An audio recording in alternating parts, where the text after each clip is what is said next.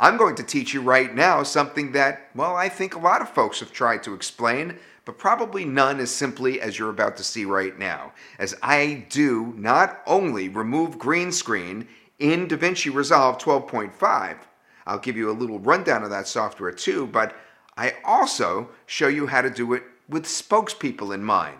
So whether it's for VideoPal use or just general use, if you don't have VideoPal, well, guess what? Right now, I'm going to give you a nice little rundown on how to do green screen in DaVinci Resolve. The rest of the training you could find below. Watch.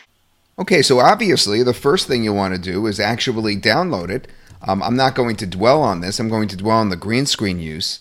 But if you put DaVinci Resolve in Google, or you just use the link underneath this video, you'll be taken right to the right place, which is Blackmagic Design, DaVinci Resolve 12.5. You can see it right here, and you can actually download it right away. You could actually download a version from Mac or PC, and then there's more information underneath. So with that said, let's get right down to it. I'm in DaVinci Resolve here right now. This is it on the upper right.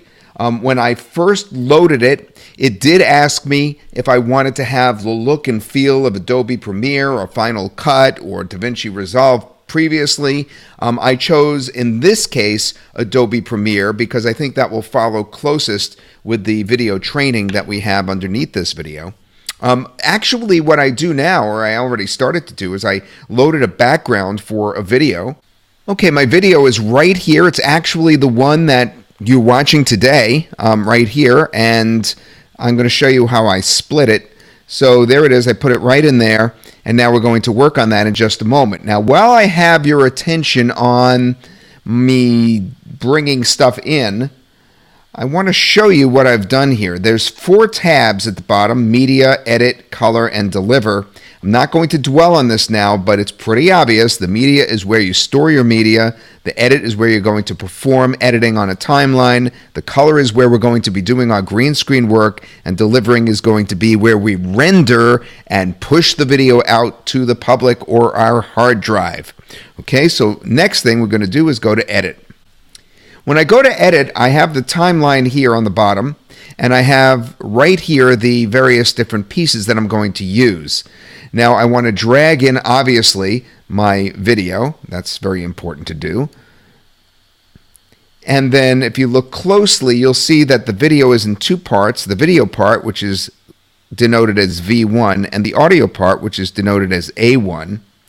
If I could show you on the upper right here, there's actually a little control. Do you see this right here? If I click on this, it's going to give me a choice for showing audio waveforms. Now, the reason why I'd want to do that is in case I wanted to split the video, or split the audio, I should say. And there's a reason for that. I mean, when you see your audio, you can figure out where to actually cut it, because it starts and stops. All right, the next thing I'm going to do is I'm going to bring an image underneath. All right, and in order to do that, I would just go like this. So in this case, I would be against a house here. Now, in order to bring it underneath, what I really need to do is lift the video up. When we lift the video up, notice it's split from the audio because all the audio defaults to the bottom. But now that I've lifted the video up, I can now slide my image in place. I could stretch it out by just clicking on the edge and dragging it. And now basically I'm pretty much set. Now I'm pretty much set, but I do want to show you later the Kelly green and how that looks.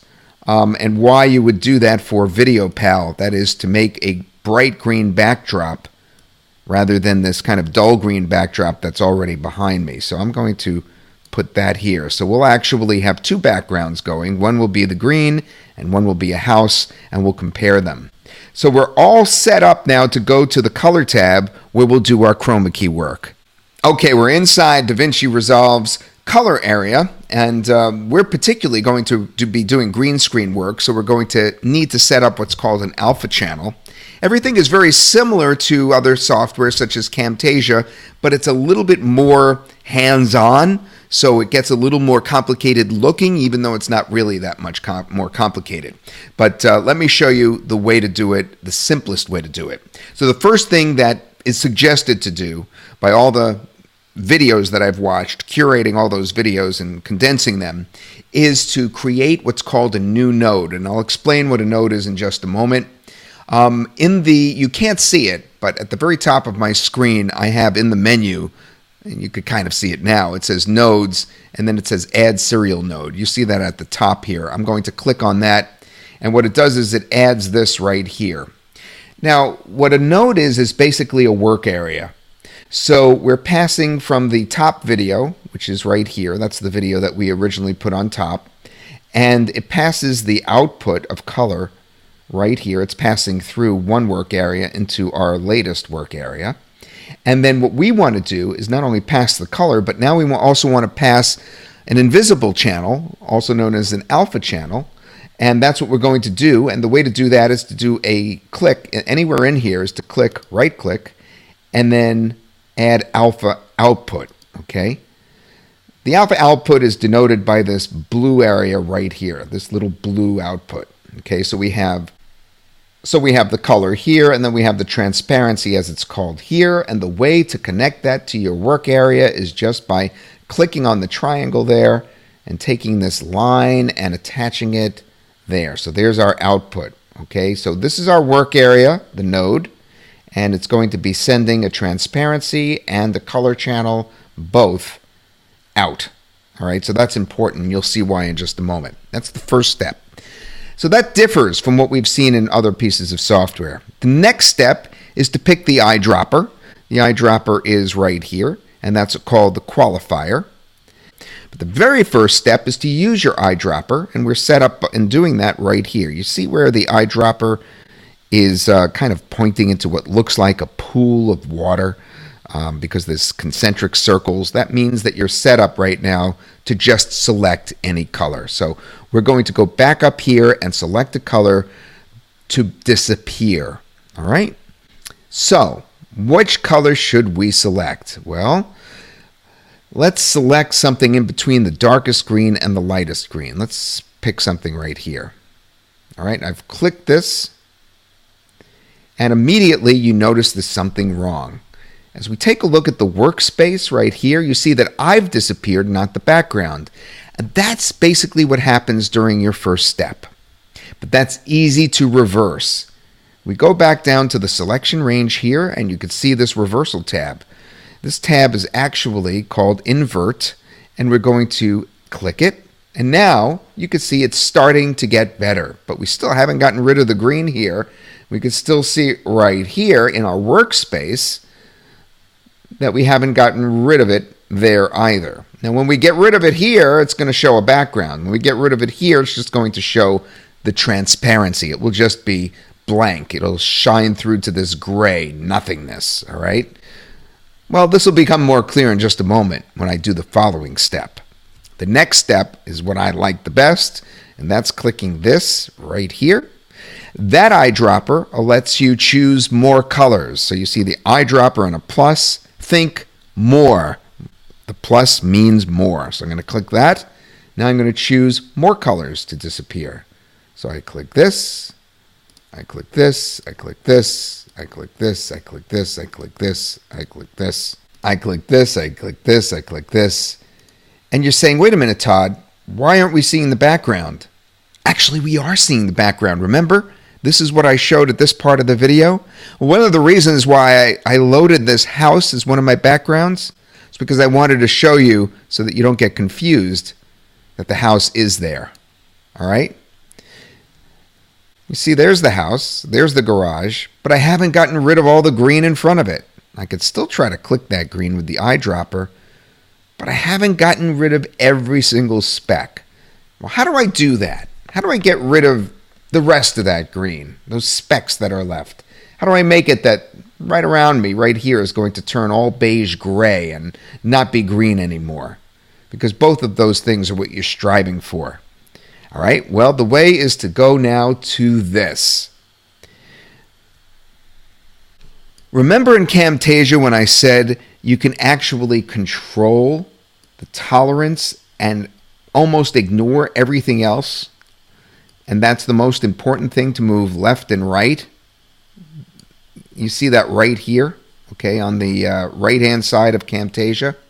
Well, that's basically what we're doing as well as we take a look at this software when it comes to the hue and the controls, because what we're going to do is pick more colors than just the narrow color that we've so far focused in on.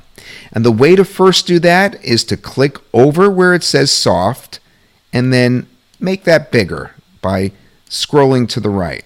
See how I'm scrolling left to right and making that bigger? Now, while I was doing that, the green was disappearing. And if that doesn't do it, then you go to width right here, and you scroll to the right, and it widens the group of colors that gets removed. You could see that early in the image here, I put myself in front of that bright Kelly green. The reason I did that is because I wanted to remind you that bright Kelly green is what is removable. If you do use VideoPal, then it's important to have spokesman in front of that bright Kelly green color for automatic removal in VideoPal if you're having trouble with your videos. So I wanted to show you how to do that again. But for general use, you'd put yourself usually in front of a background like this: a house, a car, a lake, a mountain, a river, an ocean, a cityscape, but not green normally. Okay, so this would be for normal use, putting another kind of background behind. So basically that's it. That's the most important tweaks for just general green screen use before you get to that point of being an expert. What I showed you should be sufficient for starters. And we have much more training on it inside our DaVinci product, which is the low-cost training, the second link below this video, on this. Steve Forster takes a crack at showing you as well. I just wanted to get it out there because obviously this light green color is something that he's not going to address for VideoPal use. Okay, the last thing, which I'm not going to dwell on, but I want to show you, is the fourth tab here, which is the delivery tab. You'd click this, and then to deliver your video, you'd actually at this point use this tab and then start deciding where to put it. For instance, you could do custom, which is going to put it on your hard drive, YouTube, Vimeo, Final Cut Pro 7, and Premiere XML output. That's all what you can do just by clicking these right here. So that's something that you'll want to learn more about inside those tutorials below.